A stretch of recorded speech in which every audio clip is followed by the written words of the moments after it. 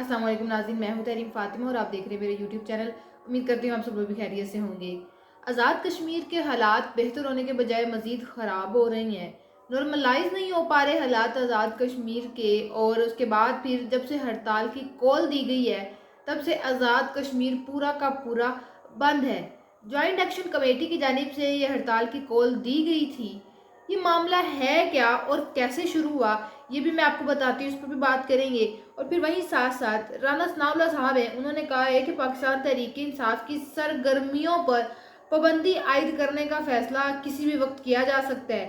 तो ऐसा क्या हो सकता है और कौन कौन सी रुकावटें पाकिस्तान तहरीक इंसाफ की राह में डाली जाएंगी, इस पर भी बात करूंगी और आपको आगाह करूंगी कि क्या ये कानूनी तौर पर पाकिस्तान तहरीक इंसाफ पर पाबंदी आयद कर सकते हैं। अगर अभी तक आपने हमारी वीडियो को लाइक नहीं किया तो वीडियो को लाइक भी कर लें और हमारे यूट्यूब चैनल को सब्सक्राइब भी कर लें। अच्छा जी, बात कर रहे थे आज़ाद कश्मीर की। तो आज़ाद कश्मीर में जो इस वक्त हालात चल रहे हैं, लोग हैं उन्होंने पुलिस वालों को आगे लगा के रखा हुआ है।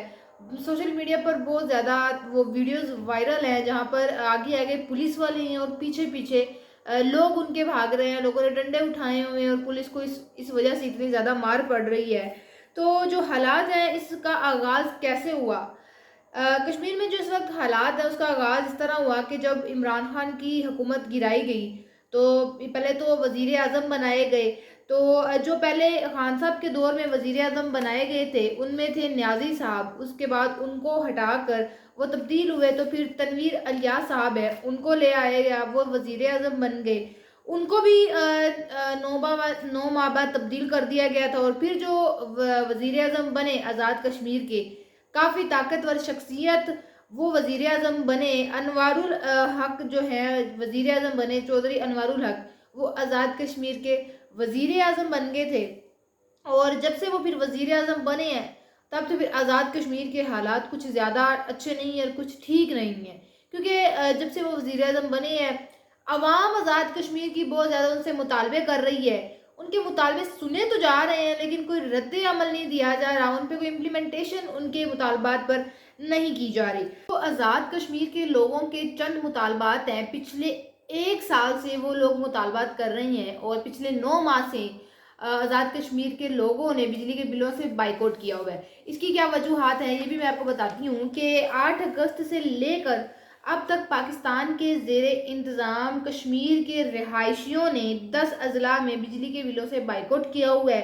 बिजली के बिलों से बाइकआउट की वजह से घरेलू सार्फिन की मद में 3 अरब 25 करोड़ का बिल जमा हो गया है, जबकि 1 अरब 8 करोड़ बिलों की वाजिबात अभी तक अदा नहीं किए गए। ये असल मामला है कि वो लोग उन लोगों को वहाँ पर बिजली के बिलों में काफ़ी ज़्यादा जो है बिजली के बिल आ रहे हैं, बिजली की कीमत जो है वो काफ़ी बढ़ा दी गई है, जिसकी वजह से उन लोगों ने पिछले 9 माह से बिजली के बिलों से बाइकआउट किया हुआ है। जिसके बाद उन लोगों ने एक अदद जॉइंट एक्शन कमेटी बनाई है।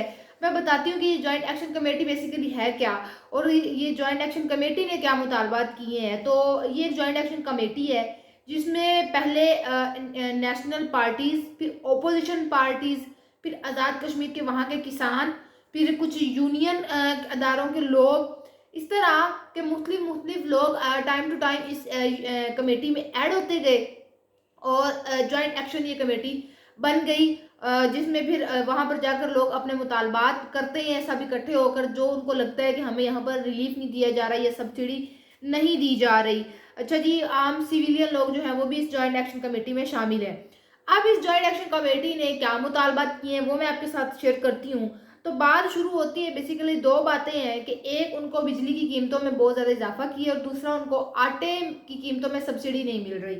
तो एक, बिजली की कीमत उन लोगों ने ये बात की है कि हमारे एरिया से पानी जाता है, हमारे एरिया में बिजली प्रोड्यूस हो रही है, तो एटलीस्ट हमें तो बिजली उस कीमत पर दी जाए जिस कीमत पर बिजली बन रही है, क्योंकि हमारे इलाके से पानी जाता है, हमारे इलाके में बिजली बनती है, तो आज़ाद कश्मीर वालों को उसी कीमत पर बिजली दी जाए जिस कीमत पर बिजली बनती है। पहला मुतालबा तो उन लोगों ने ये किया है।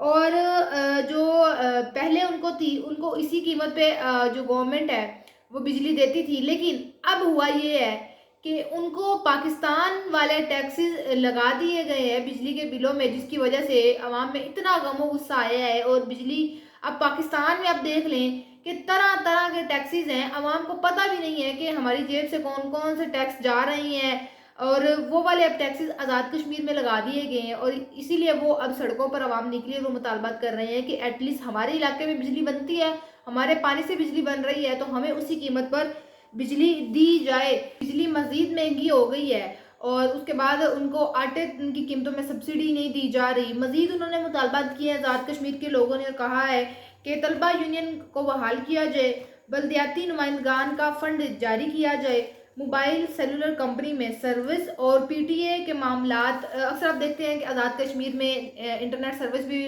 جو ہے وہ بند کر دی جاتی ہے. یہ بڑے انٹرنیٹ کے کافی زیادہ مسئلے مسائل آزاد کشمیر میں رہتے ہیں، کچھ سیکیورٹیز کے حوالے سے بھی. تو یہ انہوں نے کہا ہے کہ اس معاملہ تک ہمیں اسیس دی جائے.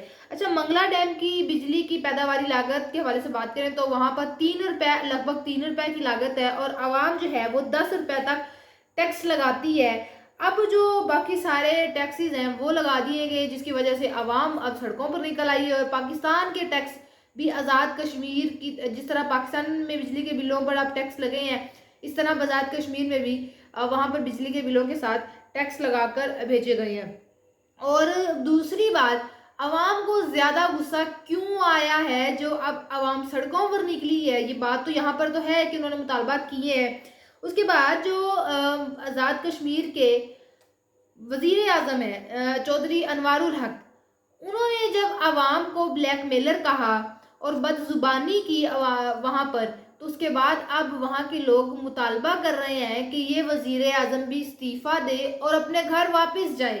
یہ بات عوام کی جانب سے کی جا رہی ہے. اور لیکن اس سے پہلے بھی 2 وزیر اعظم جو ہے وہ تبدیل ہو چکے تھے.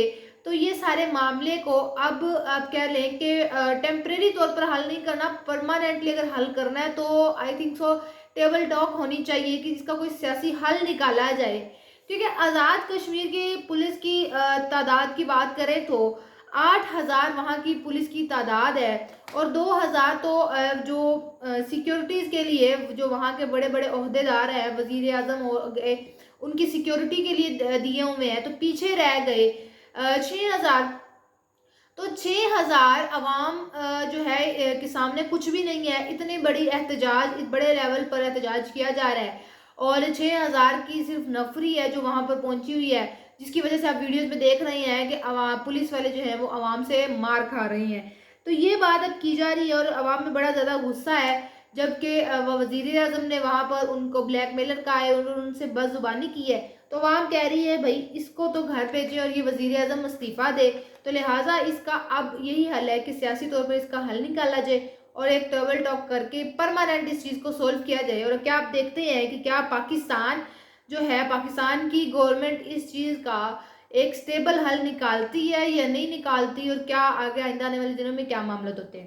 اچھا، اب بات کرتے ہیں رانا ثناء اللہ صاحب کی. تو رانا ثناء اللہ صاحب نے جو بات کی ہے کہ پاکستان تحریک انصاف پر پابندی کسی بھی وقت کی جا سکتی ہے، اور جو ہے وہ ان کی سرگرمیوں پر پابندی عائد کی جا سکتی ہے، اور وہ کوئی بھی سیاسی سرگرمی نہیں کر سکتے. تو اس کی اگر لیگل اس کو دیکھیں تو ایکٹ ہے پولیٹیکل پارٹی آرڈر 2002، اس کا ایک آرٹیکل ہے 15 جو کہتا ہے کہ کسی بھی پارٹی کو کیسے ڈیزولو کر سکتے ہیں. تو اگر ڈیزولو کرنا بھی ہے اس کے لیے یہ ہے کہ گورنمنٹ کے اختیار میں یہ ہوتا ہے، اور گورنمنٹ میں آتے ہیں وزیر اعظم اور اس کی کیبنٹ کابینہ. وزیر اعظم اور کابینہ بیٹھ کر یہ فیصلہ کر سکتے ہیں کہ یہ پارٹی، اس کے ہم نے کچھ ایکشنز دیکھے ہیں، یہ پارٹی کچھ اللیگل کام کر رہی ہے جس کی بنا پر ہم اس کو بین کر رہے ہیں. یہ اختیار ہوتا ہے گورنمنٹ کے پاس، وزیر اعظم اور کابینہ کے پاس. اور اس کے بعد پھر اس آرٹیکل کے اندر لکھا ہوا ہے کہ یہ فیصلہ کرنے کے بعد 15 دن کے اندر حکومت نے سپریم کورٹ آف پاکستان کو مطمئن کرنا ہوتا ہے کہ ہم نے جو فیصلہ کیا ہے اور ہم نے جو وجوہات بتائی ہیں جس کی وجہ سے ہم نے پارٹی کو بین کیا ہے وہ بالکل درست ہے. اگر رانا ثناء اللہ نے بات کی ہے تو اب دیکھتے ہیں کہ کیا وجوہات بتا کر پاکستان تحریک انصاف کو بین کیا جاتا ہے، اور کیا پاکستان تحریک انصاف جو اس وقت پاکستان کی سب سے زیادہ مشہور پارٹی ہے وہ بین ہوتی ہے۔ یہ تھا ہمارا آج کا ویلوگ، آپ سے انشاءاللہ ملاقات ہوگی اگلے ویلوگ میں۔ اپنا بہت سارا خیال رکھیے گا، اللہ حافظ۔